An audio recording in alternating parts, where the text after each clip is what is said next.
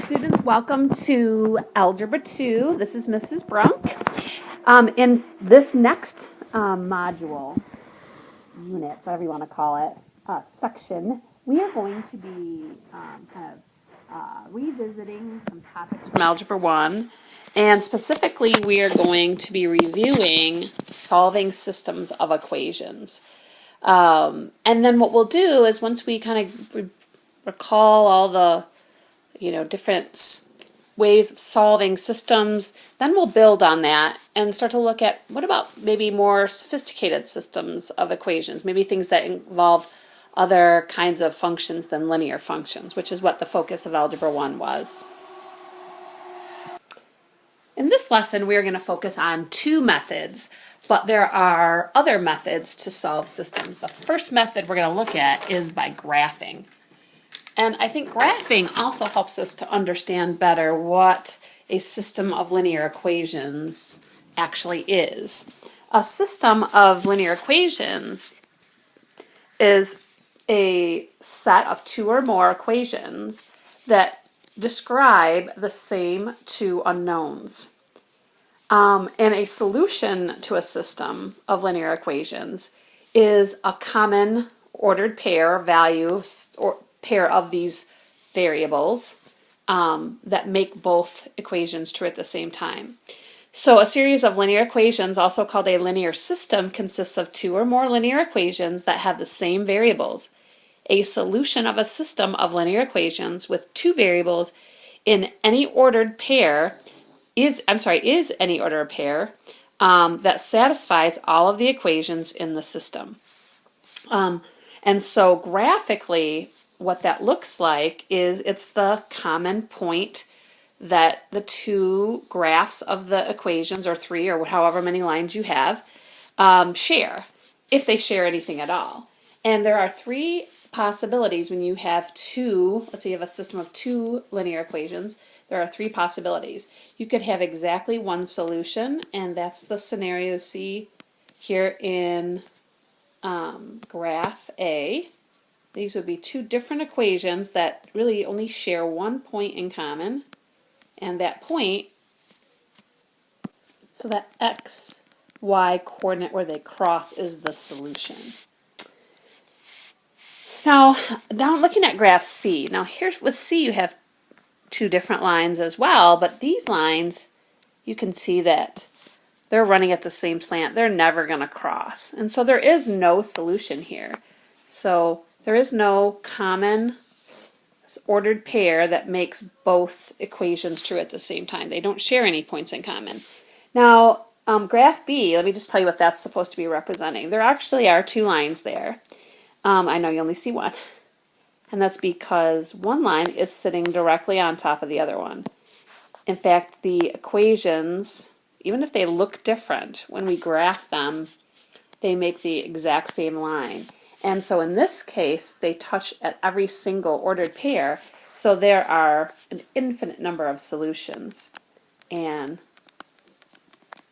these are called coinciding lines. So the lines either intersect, they're coinciding, or they're parallel. If they intersect, there is exactly one solution. If they're coinciding, there's infinite solutions. And if they're parallel, there are no real solutions. So those are the three scenarios that can happen when you have two lines in the same plane, or two linear equations that you're trying to solve to find a common, if there is a common solution.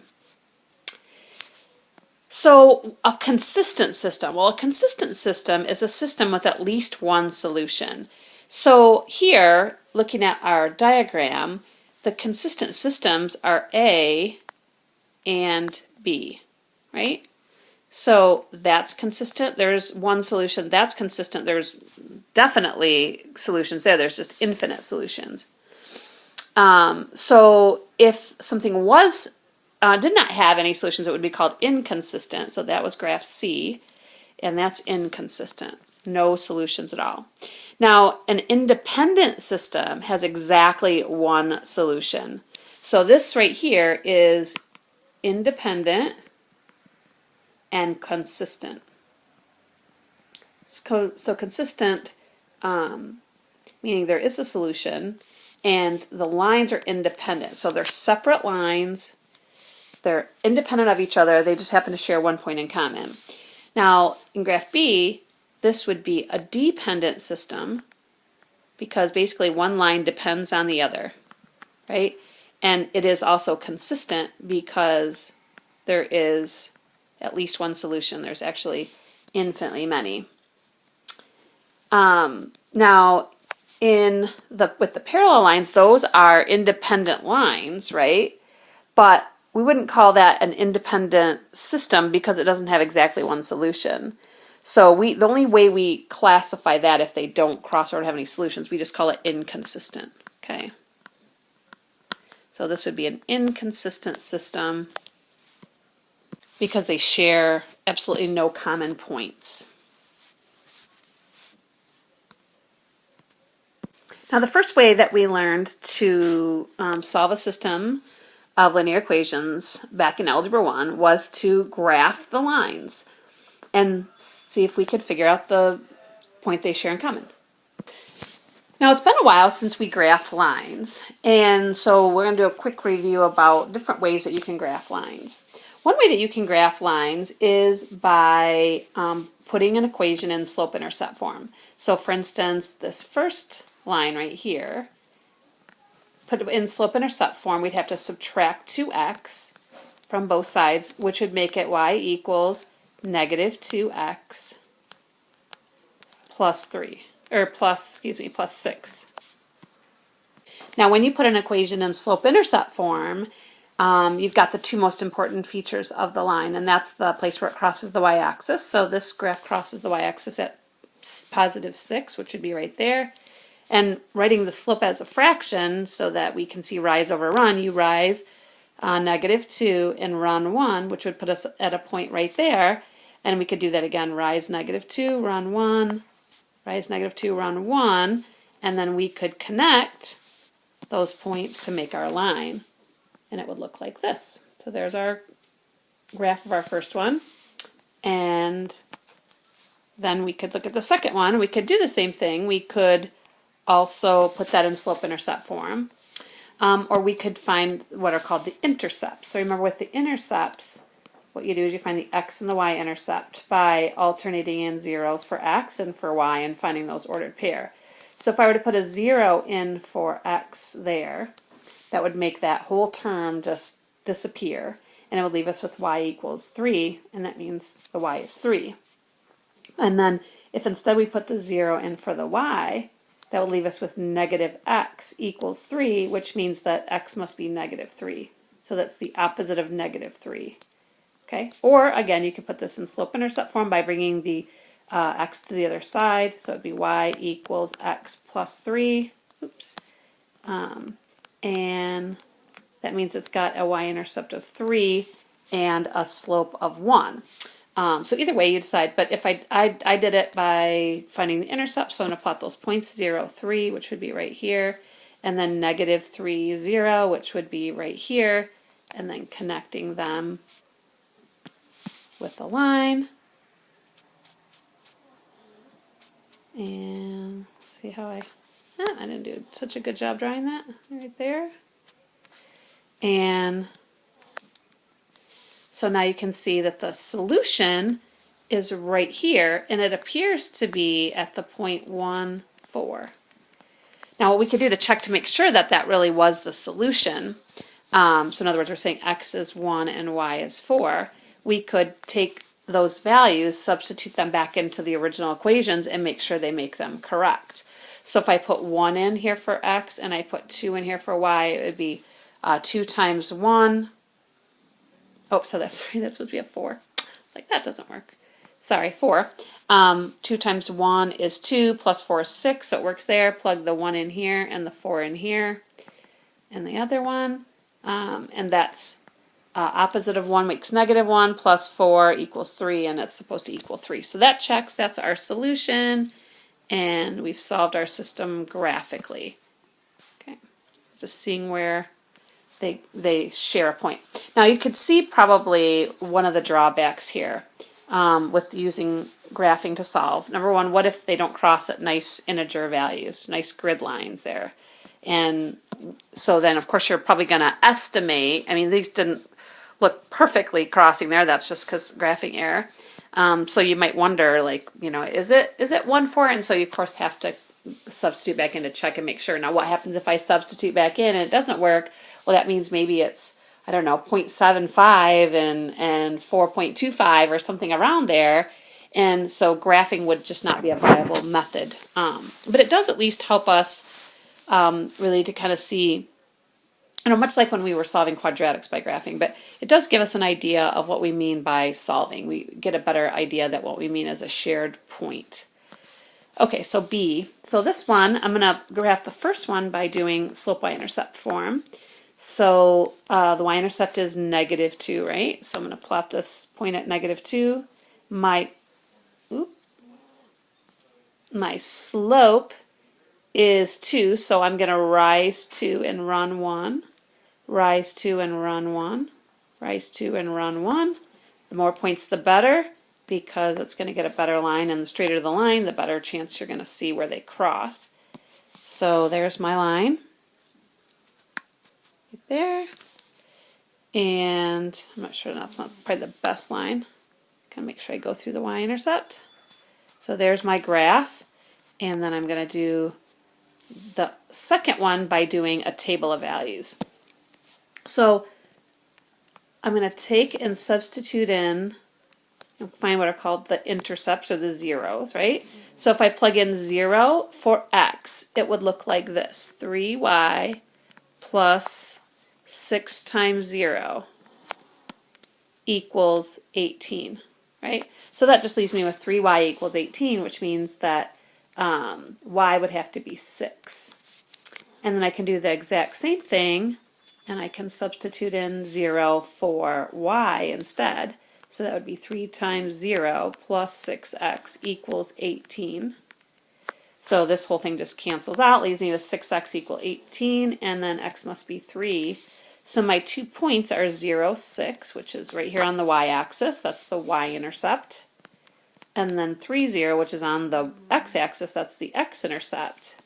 And then connecting them, we see where those cross, and it appears that the solution is right here at about, looks like 2, 2. And of course we could check that by substituting back in and making sure that they make both correct.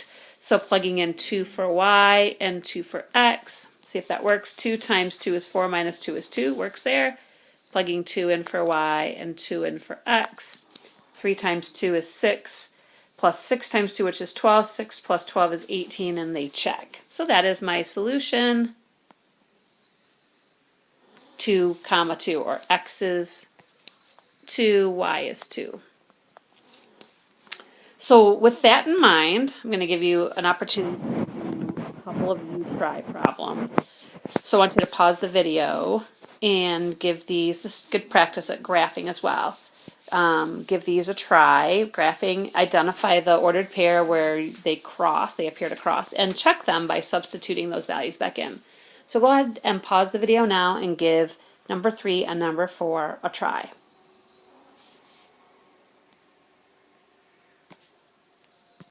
All right, so thanks for giving those a try.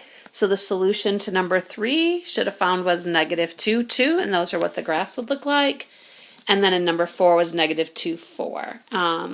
And number 4 was a little bit tricky to graph just because of the original, the coordinate plane, the way it's set up, because the first equation had a y-intercept of 8, which would be way up here.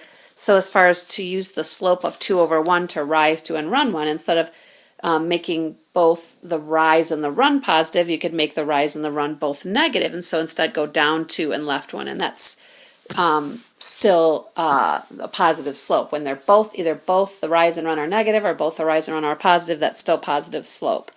And then that was a little bit tight, so if you didn't just graph and use a straight edge and graph really accurately, you might not have seen where that crossed, but that crossed at -2, 4.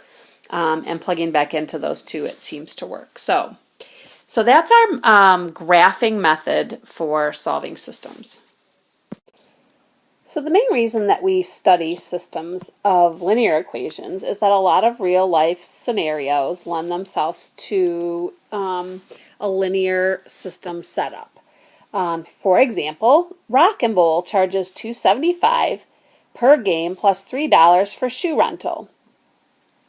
Super Bowling charges $2.25 per game and $3.50 for shoe rental. For how many games will the cost to bowl be approximately the same at both places? What is the cost? So the important information are the how much it costs per game and also how much shoe rental is. So if I wanted to write a description of the cost, let's say I call it the cost y. Okay, so we'll make the y-axis be cost. And then n be the number of, or I guess x be the number of games. So this would be the games down here that are played, that are bowled. Okay, so to write an equation that would describe Rock and Bowl, it would be $2.75 per game. So we don't know how many games they're going to bowl, so that's x, plus this flat rate of $3 for shoes. And the other business is $2.25 times the number of games and $3.50 for shoe rental. So the question is approximately for how many games will the cost be the same, and what is that cost? So what they're really asking us is what is the solution to this system of equations? And since we've been looking at graphing, let's try the graphing method. So we know that when we graph with y equals mx plus b form, we want to plot the y-intercept. So for that first one, that's at 3. And then we could figure out how much it would cost for, say, 1 game or 2 games or 3 games. So let's say I'll plug in 3 games. Let's say they bowl 3 games. That's usually what we do when we go bowling. So that would be $2.75 times 3 plus $3 for shoe rental. That would be $11.25. So I could plot the point 3 and then $11.25, which is, let's see, off the chart. So let me go back and try it with 2 instead, 2 games, since my graph doesn't go that far. So if I bowled 2 games, it would be $8.50. So 2 and $8.50 would be right here. And so this line right here would represent Rock and Bowl. So Rock and Bowl is right there. And then if I wanted to now compare that to the other one, so the y-intercept of the other company is $3.50. So that would be right about here. That would be, oops, that would be where my y-intercept is, right about here. And then say 2 games, 3 games, whatever, it doesn't matter. So I'll put in, say, $2.25 times 2 games plus $3.50, and that would be $8. So 2 games would cost $8 at the other place. So I'll plot that 2 and 8. And then I'm going to connect those and see where they cross. So connecting these lines right here,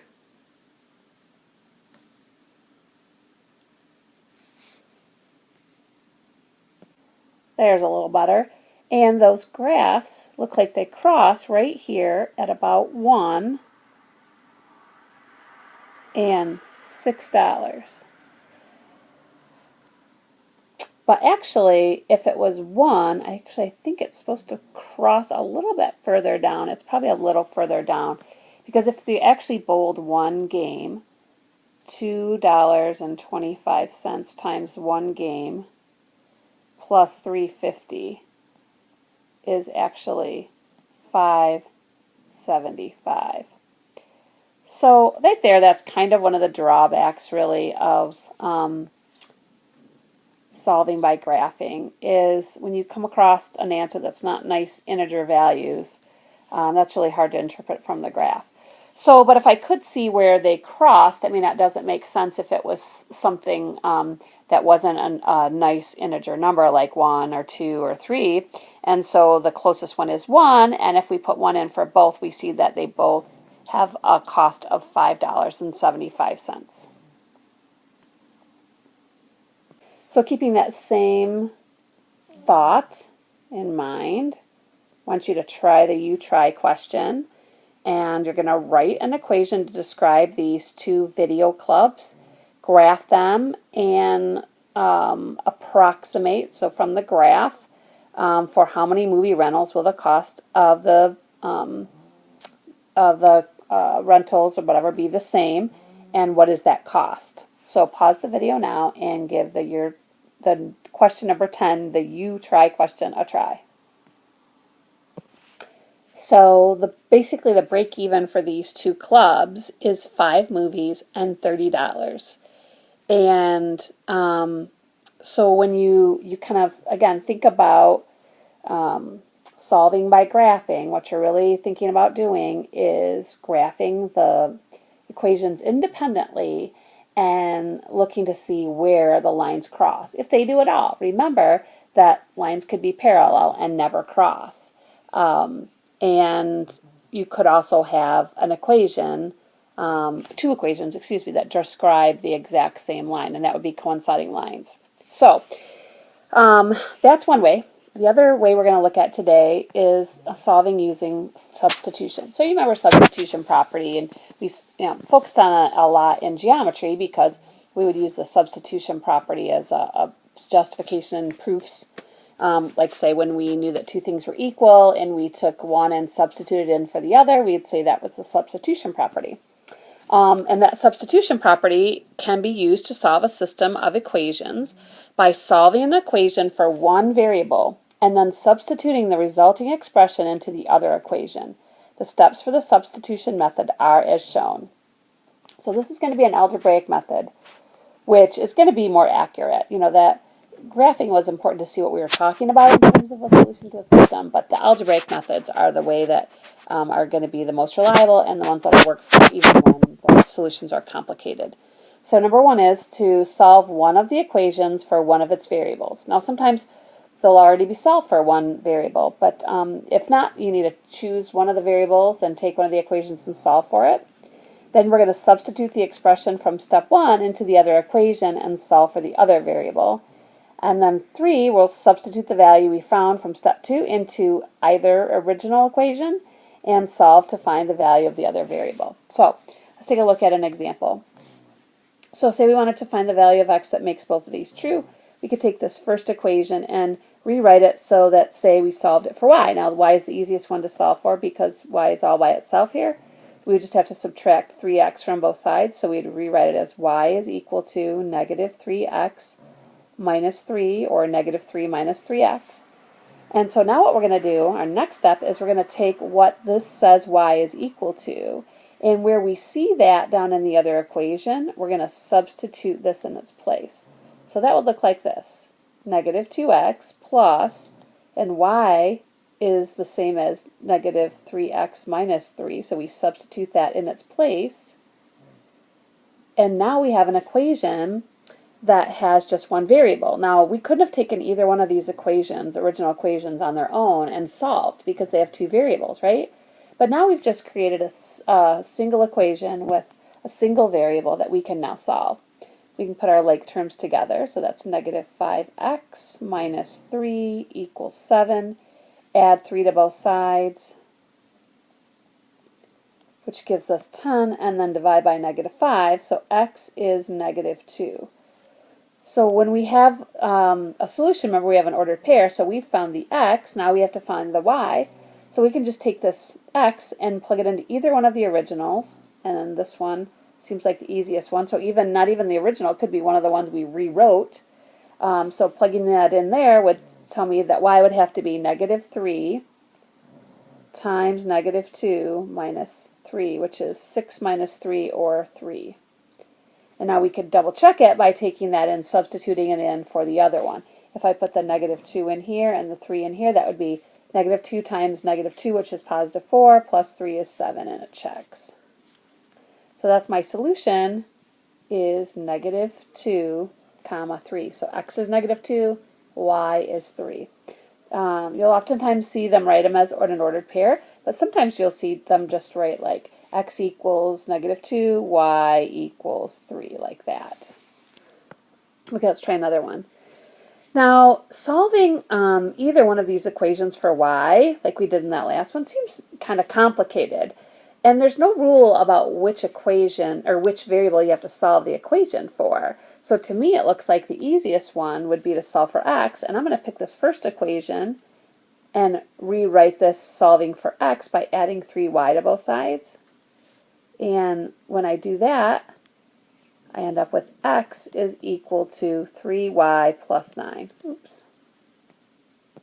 So now to use substitution here, I'm going to take wherever I see x, and I'm going to put in place of x in the other equation, 3y plus 9. So I'm going to substitute that in there for x, 3y plus 9, which then results in this equation. And now just y's. This means I'm going to solve for y first, and then I can go back and find the x.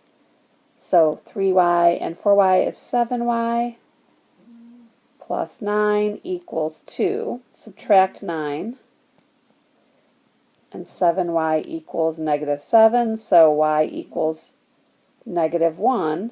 And now all I have to do is take that negative 1, substitute it in any of the equations, either the two original or even the one I rewrote, and solve for x. That one seems to be the easiest one to do that for. So x is going to be equal to 3 times negative 1, which is negative 3, plus 9, and that's 6. And again, we can take the negative 1 and the 6 and plug it back into the originals and check that they work. And if I take the x in, let's see, I plug the x in here, which is 6, and I plug the negative 1 in for y here, you can see it works in that bottom equation because 6 plus negative 4 is positive 2. So that's my solution for example B. So time for a you-try question. So what you want to do is pause the video now and take one of the equations. Certainly it looks like the first one is the easiest. Solve for one of the variables and use substitution to solve the system. Pause the video now. Now this one was just a little bit different in the fact that when you use substitution, if you solve the first one for y, when you go to substitute this quantity in for y, since there's a negative 6 for the coefficient in front of that y, you have to distribute that negative 6 through to both of those. So hopefully you remember to use your parentheses and distribute that negative 6 through. And if so, you hopefully got the value of x to be 3 and y to be 5. So let's take a look at a couple more. So taking a look at A, I'm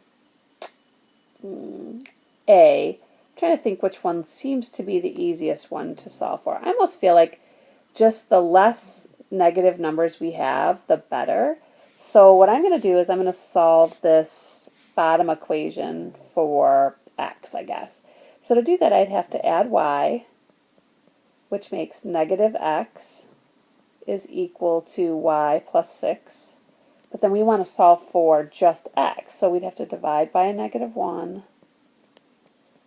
which makes x equal to negative y minus 6. So now what I can do is I can take negative y minus 6, and where I see x in the other equation, I'm going to substitute that in and solve the resulting equation. So that would look like this. X, oops, not x, but negative y minus 6 plus y equals 4. I'm going to simplify that. So I've got negative y and positive y. Ooh, well, hey, wait. Those cancel out. So the y's cancel out. There's negative 6 left here and 4 left over here. Well, that doesn't make sense, right? Those aren't equal. In fact, those are not equal. And when something like that occurs, so the variables canceled out, and we've got this statement that's left over that doesn't make any sense. I mean, it's absolutely not true, right? Negative 6 does not equal 4. And what that means is there are no solutions. So if you think about graphically what a no solution system looked like, these were lines that never crossed. These were parallel lines. And remember, what we called them was an inconsistent system. Okay? Now, we don't usually really classify as independent or dependent once we say it's inconsistent. But if we had to in this case, you think about if these lines are parallel, they're two separate lines. So then we would say they're independent. But typically what we do is we'll either identify it as consistent or inconsistent. If it's inconsistent, we're done. If it's consistent, then we say, okay, well, their solutions, are they infinite or is it one? So are they independent or dependent lines? So we don't typically do this part if we say it's inconsistent. But it does say to circle one in each pair, so think about this is going to be two separate lines. They're parallel, so they'd have to be independent lines. They're separate lines. So in B, this time it looks like the easiest one to solve for is the top one for x. So I'm going to bring that negative 3y over to make it positive 3y. And I'm going to substitute in for x. I'm going to plug in 3y plus 6. Now there's a 4 in front, so I'm going to have to distribute that 4 through. And then we'll solve from there. So this time I distribute that 4 through. That makes 12y plus 24 minus 12y equals 24. That's a lot of 12s and 24s. Well, put the like terms together. You've got the 12y and the negative 12y. Those cancel out again, right? So we've got those canceling. What's left on the left-hand side is 24. What's left on the right is 24. And when is that true? That's always true, right? So that's a true statement. And when that's a true statement, what that tells me, instead of it being no solutions, that actually means there's infinite solutions. And so the situation for that was when we had two equations that really represented the exact same line. And if we were to kind of put these in a similar format, like maybe slope-intercept form, we'd see that these are actually the exact same equation. So we actually know this is consistent because there's a solution. In fact, there's infinite solutions, right? So we'd say infinite solutions. And then, so it's consistent, but this is the same line. So that's a dependent system because the two lines depend on each other at every single point. So now we're going to wrap up the lesson with looking at some of these application problems, but from a perspective of solving with substitution instead of graphing as we did in the prior real-life examples. So Fitness Center A has a $60 enrollment fee and $35 per month cost. Fitness B has no enrollment fee, but costs $45 per month. Let T represent the total cost in dollars, and M represent the number of months. The system of equations, T is equal to 60 plus 35M, and T equals 45M, can be used to represent this situation. So this would be obviously gym A, and this would be gym B, right? And a description of how they price their memberships. And how many months will both the fitness centers cost the same? So instead of having to graph these and worry about if we, scaled it right or we put the points in the right exact spot or whatever, if we instead just decide to use substitution here, then we'll get a more accurate answer here without all the hassle. So notice that both of these equations are both solved for t. So in that case, this is actually the easiest time to use your substitution, because all I have to do is take what this one says t is equal to and substitute it in for t in the other one. So essentially we're just setting these two expressions of 60 plus 35m and 45m equal to each other. And to solve, all I have to do is subtract 35m, which makes 60 is equal to 10m, and that means that m must be 6. So after 6 months, these things are places are going to cost the same, and that cost is actually going to be, you can plug it into either one of these. I can plug it into the lower one, and that seems easier. That just would be 45 times m, but I could also plug it into the other one, and I'll get the exact same thing. So 45 times 6 months is $270. So that will be the cost after 6 months. And that would also be the same if I plugged it in the other one, because I plugged the 35 times 6, and then I add the $60, and I get $270 as well. So to answer the question, the 2 fitness centers will cost the same at 6 months, and that cost will be $270. Now what's going to happen after is that one that's $45 a month is actually going to be more expensive after 6 months, because even though there was no startup fee, it's $10 more per month. So once they're the same, then any time after that, it's going to be so much more expensive, because now at the other gym you're only paying $35 a month, and this one you're paying $45. So even though there is a startup fee with the one, in the long run it ends up being cheaper. So that does it for our lesson today, and in future lessons we'll look at other ways to solve systems, but for today the focus was substitution and graphing. And thanks for coming to class.